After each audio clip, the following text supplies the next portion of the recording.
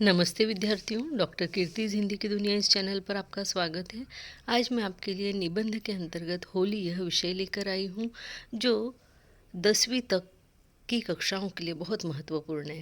इसमें होली पर निबंध लिखने के लिए आता है, होली पर स्वमत लिखने के लिए आता है, होली पर पानी की बर्बादी कैसे रोकी जाए इस विषय पर लिखने के लिए आता है, होली पर जो रंग खेले जाते हैं वो रंग कैसे होते हैं, केमिकल युक्त रंगों से कैसे रंगों से हमें होली खेलना चाहिए इस विषय पर आपको लिखने के लिए आता है। तो इस तरीके से हम देखते हैं कि होली जो है एक बहुत महत्वपूर्ण विषय हमारे निबंध के लिए बन जाता है। अब होली को अगर हम देखें तो पर्यावरण की दृष्टि से भी होली के ऊपर लिखने के लिए आपको आ सकता है कि ये जो हम केमिकल युक्त रंग यूज़ करते हैं ये जो है क्या पर्यावरण को नुकसान पहुंचाते हैं वगैरह। इस तरीके से आपको किसी भी तरह से टॉपिक लिखने के लिए आ सकता है। मैंने एक साधारण होली पर निबंध कैसे लिखा जा सकता है वो यहाँ पर आपको बताया है। होली पर निबंध लिखने के लिए हम शुरुआत करेंगे कि होली रंगों का त्योहार है।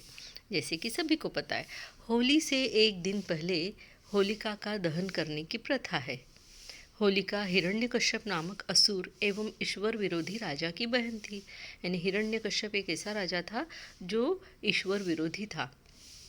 उसके राज्य में कोई ईश्वर की पूजा करे वह उसको बिल्कुल नहीं चलता था। लेकिन ईश्वर की कृपा देखिए कि प्रहलाद उसका स्वयं का पुत्र वह विष्णु भक्त था और इसीलिए हिरण्यकश्यप जब उसको मना करते थे ईश्वर पूजा करने के लिए तो वो बोलता था कि नहीं, ईश्वर जो है संसार में है और हर जगह है, कण कण में है। तो हिरण्यकश्यप उससे पूछते हैं कि बताओ तुम्हारा ईश्वर क्या इस खंभे में यानी स्तंभ में है। तो तब प्रहलाद बोलता है कि हाँ, ईश्वर यहाँ भी है और वो ऐसा साक्षात्कार ईश्वर का वहाँ पे करवा देता है। तब हिरण्यकश्यप प्रहलाद से डर जाते हैं क्योंकि वो ईश्वर विरोधी होते हैं।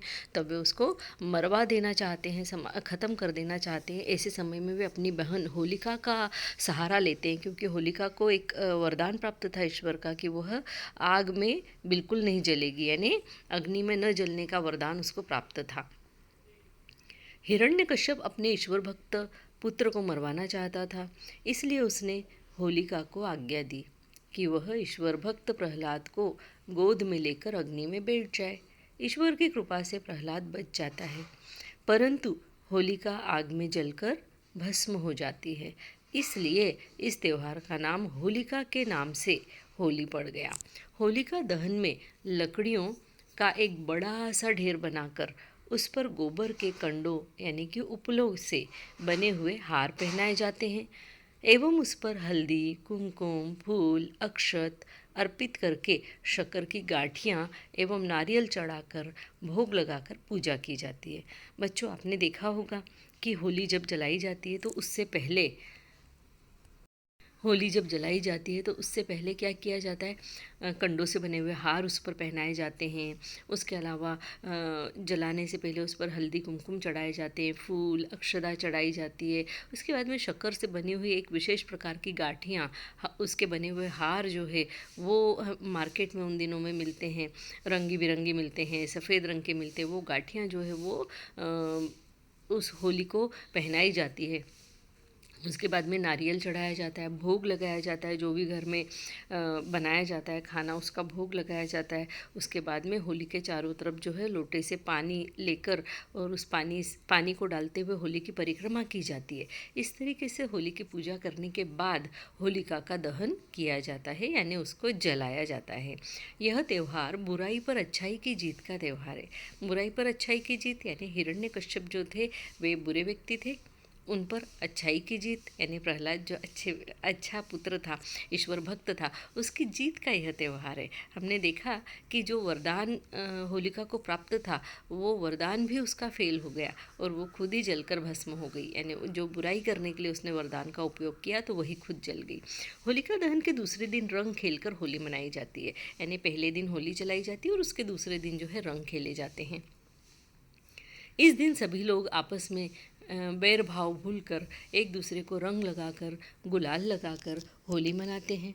बड़ों को रंग लगाकर उनके आशीर्वाद लेने की प्रथा है। अब यहाँ पे देखेंगे ना आप, यहाँ और इस जगह पर यहाँ लगाकर, ये यहाँ पर इस जगह गैप दीजिएगा, है ना। लगाकर और उनके अलग अलग है। तो बड़ों को रंग लगाकर उनके आशीर्वाद लेने की प्रथा है। आजकल बाज़ारों में केमिकल वाले रंग मिलते हैं। बच्चों, आपको पता है ना कि होली में सिर्फ दोस्तों के साथ ही होली नहीं खेली जाती, बल्कि घर के बड़ों को भी रंग लगाया जाता है। लेकिन अगर आप घर के बड़ों को रंग लगा रहे हैं या किसी भी बड़ों को रंग लगा रहे हैं तो उनके पैर छूकर और आशीर्वाद लिया जाता है, और उनको रंग जो है तिलक के रूप में लगाया जाता है। ये हमेशा याद रखिएगा। तो आजकल बाज़ारों में केमिकल वाले रंग मिलते हैं जो त्वचा के लिए हानिकारक होते हैं, है ना। तो इसीलिए हमेशा ऑर्गेनिक रंगों का इस्तेमाल करना चाहिए। यहाँ आग के ऊपर जो है चंद्र बिंदु आता है ना, बिना बिंदु वाला चंद्र बना लीजिएगा। तो ऑर्गेनिक रंगों का इस्तेमाल करना चाहिए। होली पर घरों में गुजिया, हलवा पूरी आदि मिठाइयाँ बनाई जाती है। होली के 5वें दिन धुलंडी मनाते हैं और होली की राख में 5 दिनों तक अंगार बने रहते हैं। जब होली जलाई जाती है तो बड़े बड़े लकड़ी के डुंड जो होते हैं वो उसमें लगाए जाते हैं और उसको जलाया जाता है। तो ये जो मोटी मोटी लकड़ियाँ होती है ना, उसको वो पाँच दिनों तक, क्या हफ्ते हफ्ते भर तक भी जलती रहती है। और गाँव में ये प्रथा है कि उन जलती हुई लकड़ियों पर जो है होली खेलने के बाद पानी गर्म किया जाता है और उस पानी से नहाया जाता है। तो उससे कहा जाता है कि सारी बीमारियां जो है दूर हो जाती है। तो होली के दौरान इन्हीं अंगारों पर पानी गर्म करके नहाया जाता है। ऐसी मान्यता है, इस पानी से नहाने पर कई प्रकार की बीमारियां खत्म हो जाती है। होली से ही ग्रीष्म ऋतु की शुरुआत मानी जाती है। जगह जगह बच्चों होली जलाई जाती है, उसके कारण जो वातावरण है वो गर्म हो जाता है और बस वहीं से जो है गर्मी की यानी कि ग्रीष्म ऋतु की शुरुआत हो जाती है। सूर्य जो है धीरे धीरे ज़्यादा तपने लगता है, ठंड दूर होने लगती है। तो यहाँ से ग्रीष्म ऋतु की शुरुआत होती है। बच्चों, जब हम होली खेलते हैं तो पानी का अत्यधिक उपयोग करते हैं। बच्चे पिचकारी में रंग भर लेते हैं या पानी, किसी के ऊपर बाल्टी से पानी फेंकना, कलर से भरे हुए गुब्बारे फेंकना, इस तरीके से हम पानी का अपव्यय करते हैं। तो हमें हमेशा होली जो है सूखे रंगों से खेलनी चाहिए, गुलाल से खेलनी चाहिए, प्राकृतिक रंगों से खेलनी चाहिए। और इस तरीके से हम जो है पर्यावरण को नुकसान पहुंचाने से भी बचा सकते हैं। जो केमिकल वाले कलर होते हैं उनसे पर्यावरण को भी नुकसान पहुंचता है। मिट्टी में जब वो कलर जाते हैं तो मिट्टी की उर्वरा शक्ति कम हो जाती है। इस तरीके से हम अगर ऑर्गेनिक कलर का यूज़ करते हैं, रंगों का यूज़ करते हैं, तो उससे हम जो पर्यावरण प्रदूषण है उसको भी बचा सकते हैं, मिट्टी की उर्वरा शक्ति को भी बचा सकते हैं। और सूखे रंगों से होली खेलने से हम पानी को भी बचा सकते हैं। तो पानी का अपव्यय जो होली में मस्ती के दौरान होता है, और कई लोग मस्ती मस्ती में जो है पानी का अपव्यय करते हैं, जानबूझकर एक दूसरे पर पानी डालते हैं, उसमें मज़ा आता है इसलिए वैसे मज़ा करते हैं, लेकिन वो एक बार भी नहीं सोचते कि इससे ये बहुमूल्य पानी जो है हमारा, उसका अपव्यय हो रहा है। तो हम सूखी होली खेलकर पानी के अपव्यय को भी रोक सकते हैं। आगे हम लिख सकते हैं बच्चों कि भारत के अलग अलग राज्यों में होली अलग अलग तरह से मनाई जाती है। भारत में वृंदावन की होली सबसे ज़्यादा प्रसिद्ध है। सबसे ज़्यादा, यहाँ पे आप लिखेंगे ज़्यादा प्रसिद्ध है। इसी प्रकार ब्रज, मथुरा, हरियाणा, यहाँ की होली भी प्रसिद्ध है। ये अलग अलग प्रकार की होलियाँ हैं बच्चों। लट्ठमार होली, गोधुली होली वगैरह यहाँ पे प्रकार होते हैं। तो हम उसका वर्णन यहाँ पे न लिखते हुए सिर्फ हमने ये लिख दिया है कि ब्रज, मथुरा, हरियाणा की होली भी प्रसिद्ध है। होली खेलते समय अब जैसे कई प्रकार की दुर्घटनाएं होली खेलते समय हो जाती है, उन दुर्घटना से बचाव कैसा हो तो वो भी हमने यहाँ पर लिखा है। तो इस तरीके के कोई भी टॉपिक आते हैं, पानी का अपव्यय होली में होता है, प्रदूषण फैलता है या फिर दुर्घटनाएं होती है, उन पर लिखिए। तो हम आप ये जो यहाँ पे ये जो पैराग्राफ है ये उसमें लिख सकते हैं कि होली खेलते समय कई प्रकार की दुर्घटनाएं हो जाती है, जैसे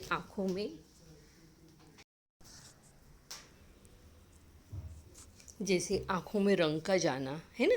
जो केमिकल वाले रंग होते हैं वो आँखों में चले जाते हैं।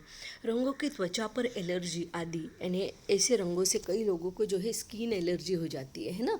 तो वैसे एलर्जी हो जाती है, इसलिए केमिकल वाले रंगों से बचना चाहिए। और यहाँ पे आप इसी के आगे जोड़ सकते हैं कि केमिकल वाले रंग जो है पर्यावरण के लिए भी हानिकारक है ना, क्योंकि यह जो है ज़मीन के अंदर जब ये रंग जो है खेले जाते हैं, फिर ये धीरे धीरे करके बाद में ज़मीन में मिल जाते हैं, तो इससे मिट्टी में जो केमिकल जाते हैं वो भी हानिकारक होते हैं ना बच्चों। तो ये लिख सकते हो। रंगों से भरे गुब्बारे का उपयोग नहीं करना चाहिए, क्योंकि बहुत से लोग रंगीन पानी बना के गुब्बारे में भर लेते हैं और वो एक दूसरे पर फेंकते हैं। तो कभी कभी क्या होता है, किसी के कान में लग गया तो कानों में पानी चला जाता है, उससे बहुत ज़्यादा परेशानी हो जाती है। तो कानों का पर्दा फटने का डर रहता है। और भी जैसे अगर आँख में लग गया तो आँख को हानि पहुंच सकती है। तो इस तरीके से हमें कभी भी पानी से भरे हुए गुब्बारे से होली नहीं खेलना चाहिए। नशे से दूर रहना चाहिए, क्योंकि हम देखते हैं कि कई लोग ऐसे